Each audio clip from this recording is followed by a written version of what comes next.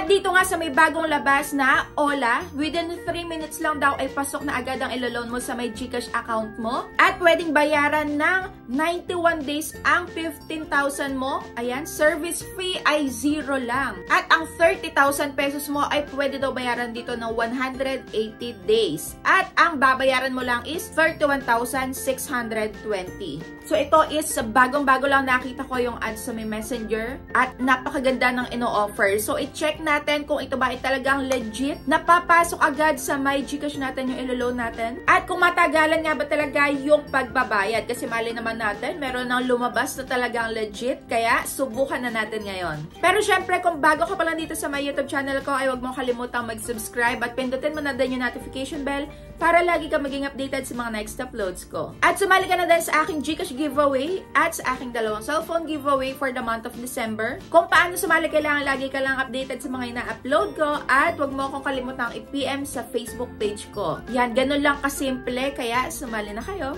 At going back nga dito sa may bagong loan app nga na susubukan natin. So yung una kong pagkakakita dito is 4.4 ratings pa lang to. At nung 1 week after na ay naging 4.8 na yung ratings. Kaya mukhang maganda nga. Kaya itry na natin. Wag na kayong mag-i-install or magda-download. Patapusin nyo muna yung video na to para maging aware kayo kung talaga nga bang itong loan app na to is maaasahan at mabilis lang ding mag-disburse ng ilo-loan mo. Kaya ayun, tamang-tama yung mga ginagawa nyo na yan na nanonood muna kayo ng review bago kayo mag-try sa may isang loan app para hindi na kayo mapahamak at para malaman nyo din kung ano nga ba yung legit or hindi legit. Ayun, kung may gusto man kayong ipa-review na loan app is i-comment nyo lang dyan sa may comment section. So itong ang loan app na to is ayan. Ito yung pinaka-homepage niya. 15,000 pesos nga daw ang pwede nating ma-loan at ang loan term is 180 days. So that is 6 months. At ang interest rate ay nagtaas na sila 0.06. Doon kasi sa may ino-offer nilang ads is 0.03 yata yun. Pero yun syempre, itry na natin agad-agad to. At eto nga yung mga sasagutan sa kanila: authentication, personal information, job info, contact info, at bank card info. So ayan yung mga usual lang na sinasagutan natin sa mga loan app. Ito nga pala yung madadownload sa may iOS at halos lahat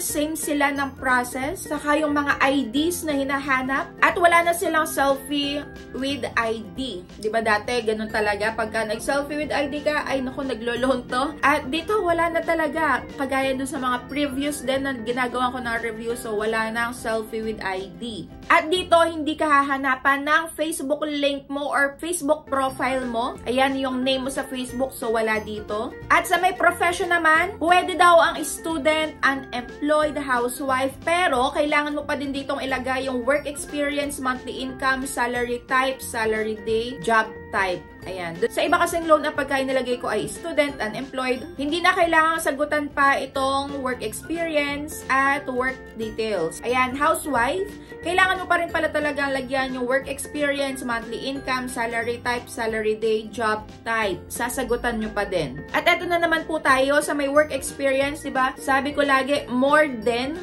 5 years. Eto, imbis na more than, ginagawang more than, at halos siguro nakaka more than 5 na ako na loan na apps na nare-review na puro ganito yung construction nila. Ayan, hindi natin alam kung iisa lang ba yung gumagawa nitong app na to. At 5 ang hahanapin dito na contact references. So dito, isa na lang yung kailangan kong ilagay yung bank card info at 15,000 pa din yung nakalagay dito na loan amount ko. So, check natin dahil, okay, dito na ako sa my e-wallet. At eto na nga yung sinasabi ko, diba? Mababago at mababago siya. Nung nasagutan ko na lahat ng to, naging 2,000 pesos na lang siya. At etong loan term ay 7 days lang talaga. At yung interest rate nila is 0.05. So, hindi talaga siya the same. Ayan, nababago-bago talaga siya. I-apply na nga natin. At eto na nga, ako ay naaprubahan sa my 3,000 pesos. Ayan, akala ko 2,000 pesos lang. Pero, kagaya nga nung sabi ko kanina, loan term dito is 7 days lang talaga. At ang matatanggap mo na lang sa may 3,000 pesos mo ay 1,860. At ang repayment amount daw is 3,000 pesos lang din, the same. Pero, eto na nga yung mga makakaltas dito sa may 3,000 pesos mo. Merong processing fee na 950. Ayan, total interest 19. Risk control service na 171. At etong repayment plan is isang bayaran lang, which is on or before 7 days ay kailangan mabayaran mo na daw ang 3,000 pesos. So, ayun, hindi na naman to recommended. Nasa sa inyo kung ipagpapatuloy nyo yung paglo-loan nyo dito. Ang mahalaga is nakita nyo yung loan details. Pero para sa akin is, hindi ko to nire-recommend din dahil napakalaki ng mababawas dito sa may ilo-loan nyo. At eto na nga, nawala sa isip ko. Ayan, binalikan ko yung mga nakaraan kong sinagutan dito. At eto nga palang loan app na to ay si Tcash. Kaso nga lang, naging si Perago na. Ibig sabihin, hindi nila, or ano yan, talagang hindi nila nabago lahat-lahat dahil sila ay nag-change name lang. Sila ay dating si Perago na nagpalit ng pangalan, ngayon ay Tcash na. Buti na nga lang is meron ditong account cancellation, kaya ayun, na-cancel ko na din yung account ko dito. At tingnan na nga natin itong rating sa kanila dahil biglang taas nga, kagaya ng sabi ko, 4.4 nung una pagka-install ko. Tapos pagbalik ko, mga after a week is naging 4.8 na. Sige, check natin ngayon dahil dito natin makikita din yung mga na-experience ng mga nakapag-try na dito. At sabi nga nung isa dito ay 5 star for a big warning. At sabi nga nung isa dito is, ayan, kahit na kailan ka magkaroon ng financial problem ay wag na wag ka daw magtatry dito. At nag-filed na nga daw sila ng complaint sa may NBI at sa may SEC dun sa mga taong behind sa may app na to. Ayan, pinapahiya daw nila yung mga naglo-loan kahit na yung due date pa is 2 days pa bago mag-due date. Ayan, kagaya ng sabi ko nga, on or before 7 days, sa mga ganitong 7 days, pinaka short term lang, huwag nyo na paabutin ng 7 days yung pagbabayad nyo dahil makakatanggap na nga talaga kayo ng harassments or ayan, mga pananakot o kahit o iba't ibang text nga. At eto, nakakatanggap na daw siya ng napakaraming spam text at eto na nga, highlighting daw yung mga threats. At maraming emails kung saan nagsesend daw sila ng pictures nung nag-loan nga,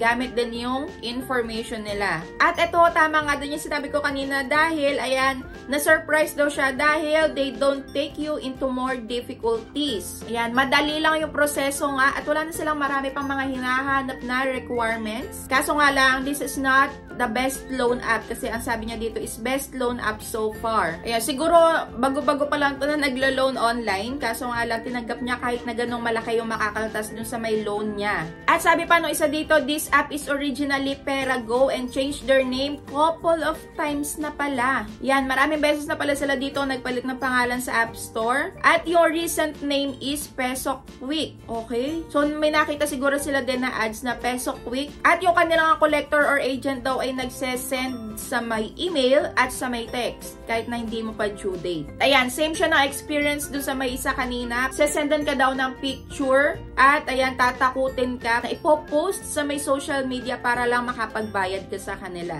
So in short nga is, kailangan bayaran mo na yung ilo-loan mo dito on or before 7 days. Ayan, dahil 2 days before due date pa nga lang daw is nangaharas na. Kaya on or before 5 days, kailangan mabayaran mo na yung ilo-loan mo dito para walang problema. Ito nga yung consequences ng kapag ka nakita mo na yung loan details tapos ipinagpatuloy mo pa yung paglo-loan dito sa kanila. Talagang makakatanggap at makakatanggap ka ng mga iba't ibang klase ng text pananakot, ayan, harassment. At worst ay, ayan, ipopost ka nga daw sa may social media. Kaya kung na-try nyo na din na mag-apply dito, ayan, i-comment nyo na din dyan sa may comment section kung ano-ano yung mga na-experience nyo para mabasa na din ng iba. So, yung disclaimer lang, ito ay nasa sa inyo pa din ang desisyon. Basta ako pinakita ko sa inyo kung ano yung process ng pag-apply ko dito at ayan, sinabi ko kung ano yung mga kailangan, personal information na kailangan nyong i-provide sa kanila at pati na rin yung loan details para maging aware nga kayo kung okay ba to or hindi. Kaya kung meron pa kayong gustong ipa-review na loan application online, ay i-comment nyo na din dyan sa may comment section para ayan, maging aware na din yung mga mag-a-apply pa lang din ng loan at saka dun sa mga ads na nakikita nyo din online, i-comment nyo na dyan sa may comment section para hindi nyo nasubukang mag-try. Makita nyo muna kung ano yung process talaga para hindi na din sayang yung oras nyo sa may pag-a-apply nga sa kanila. So that's it for today's video. Thank you for watching and see you on my next vlog.